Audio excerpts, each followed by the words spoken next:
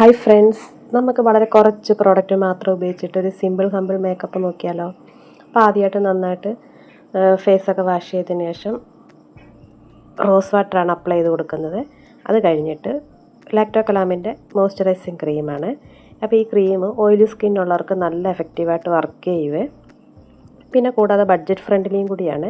അപ്പോൾ ആ ക്രീം നന്നായിട്ട് അപ്ലൈ ചെയ്തതിന് ശേഷം ഐബ്രോസ് ഡാർക്കൺ ചെയ്യാൻ വേണ്ടിയിട്ട് ഒരു ബ്രൗൺ കളർ ഷെയ്ഡിലുള്ള ഐബ്രോ പെൻസിലാണ് യൂസ് ചെയ്യുന്നത്.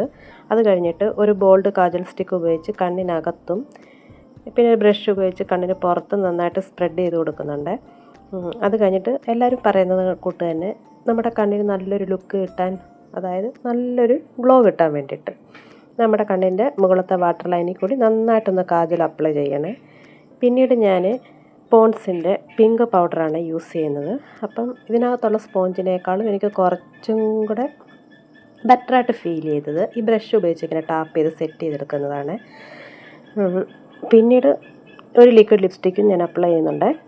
പിന്നെ നമ്മുടെ അക്സസറീസ് ഇടുക, പൊട്ടിടുക, ഇത്രയൊക്കെ ഉള്ളൂ മേക്കപ്പ്. അപ്പോൾ എങ്ങനെയുണ്ട്? അപ്പോൾ വളരെ മിനിമൈസ് ആയിട്ടുള്ള പ്രോഡക്റ്റ് മാത്രമേ യൂസ് ചെയ്തിട്ടുള്ളൂ, നമുക്ക് നമ്മുടെ സ്കിന്നിന് സ്യൂട്ടബിളായിട്ടുള്ളതും. അപ്പോൾ ഈ വായി കടന്ന് വായിലിട്ട് ഇങ്ങനെ കാണിച്ചുകൊണ്ടിരിക്കുന്നതേ ഇപ്പോൾ വീഡിയോ റെക്കോർഡ് ചെയ്യുന്ന സമയത്താണ് കണ്ടത്. വീഡിയോ അല്ല, വോയിസ് റെക്കോർഡ് ചെയ്യുന്ന സമയത്താണ് കണ്ടത്. ക്രീം തേക്കുന്ന സമയത്ത് നാക്ക് പുറത്ത് വരുന്നുണ്ട്, അല്ലാത്തപ്പോഴും ആട് ചവയ്ക്കുന്നതൊക്കെ ചവച്ചുകൊണ്ടിരിക്കുകയല്ലേ. നെല്ലിക്കയുടെ കുരുവാണ് വായിലിട്ട് അങ്ങനെ കടിച്ച് പൊട്ടിച്ചുകൊണ്ടിരിക്കുകയാണ്.